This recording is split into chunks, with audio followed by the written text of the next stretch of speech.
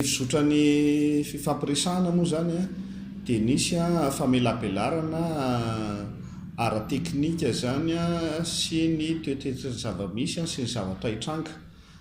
manodidina sy momba ny tetikasa tanamasoandro a izay a nataony tompona andraikitra voalohany an'io tetikasa io a eo anivon'ny fiadidiana ny repoblika.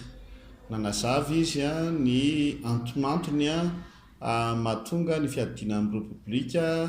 manatanteraka ny tetikasa ary nanazava ihany koa ny antonantony a mahatonga ny toerana eo Ambohitrimanjaka ho voafidy amin'izay fanatanterahana n'izay tetikasa izay a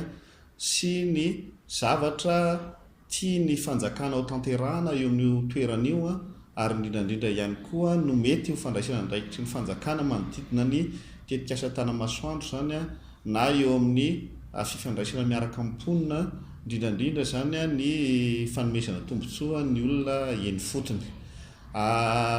Rehefa vita izay fifanazavana izay a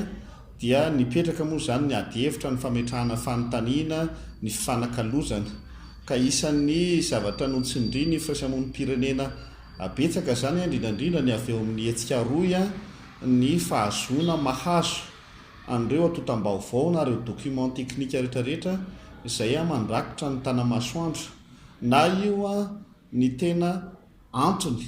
sy ny mampitombona nylay tetikasa tanamasoandro na io a mikasika ny fanatanterahana n'ilay tanamasoandro na io a ny fandalana ny lafiny eo amin'ny tontolo iainana sy eo amin'ny fiainan'ny olona eny fotony mikasika ny tena tetikasa tanamasoandro na indrindrandrindra ny fanomezana sitraka momba an'ireo zofototra izay mety voahitsakitsaka eo amin'ny fanatanterahana n'ilay tetikasa tanamasoandro. Ao anatin'izay fototra izay no zofototra izay mazava ho azy ny zo mampiasa ny tany ny zo amin'ny fivelomana ary indrindrandrindra moa zany a ny fiarovana ny tontolo iainana sy ny isan-karazany. Ireo zany a izay nangatahana moa zany a tamin'ny fiadidinan'ny repoblika ny ahafahany mizara arak'izay azo atao ny zava-misy eo am-pelatahana momba n'ilay atotam-pahalalana sy ny document mandrafitra an'io tetikasa tanamasoandro ihany koa. Isan'ny sosokevitra nomena ihany koa ny anaovana fomba fijery malalaka kokoa ny fampandrosoana ny fiainana andrenivohitra eto Antananarivo satria isan'ny antony lehibe moa zany a tia nametrahana n'ilay tetikasa tanamasoandro dia mba hoe hanenana sy hanatsarana ny tsindry eo amin'ny tanànan'ny Antananarivo izay efa misy amin'izao fotoana izao.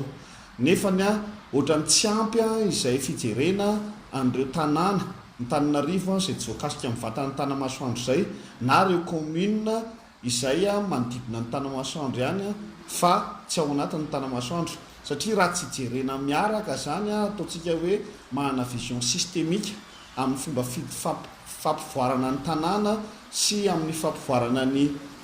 fomba fiasa dia hita hoe lasa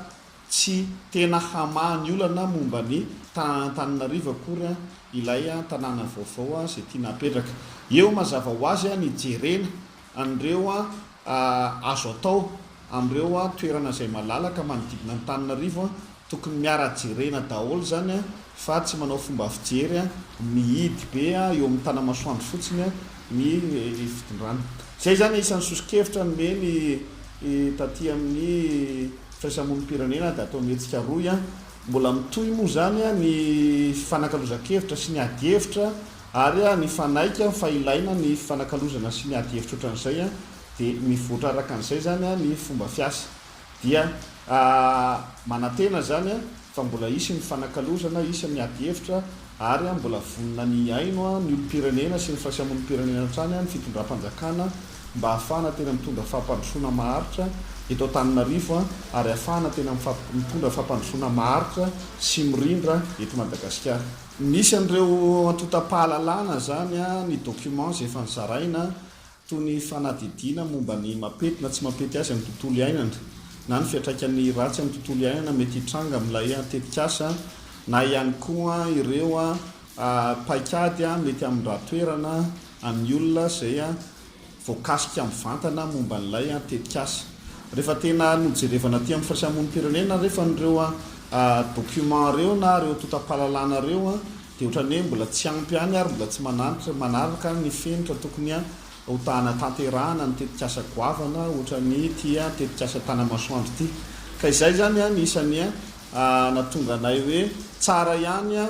no mandrafitra n'lay a totapalalana amin'ny tena tokony ho izy a ary amin'ny fampisara amin'izay a ireo mpiatsehitra tsirairay avy na io a ny fisamonim-pirenena na io a ny olona mpitantana eny fotony a na indrindrandrindra ny vahoaka izay tena voakasika amin'ny vantana amin'ilay tetikasa mba hahafahan'ny olona rehetrarehetra zany a manana totapalalana mitovy a ka ahafahana manatsara ny fanapaha-kevitra tokony ho raisina satria miantraika amin'ny fiainan'ny rehetra indrindrandrindra ny olona eny fotony a izay fametrahana n'izay tetikasa goavana tanamasoandro izay ny avy aty amin'ny roy manokana zany a dia ny fandrindrana teknika ny roy zany mazava ho azy a tao ihany koa ny avy eo amin'ny setra imbonan'ny fananantany a tao a ny alliance voargasy a na ny AVG a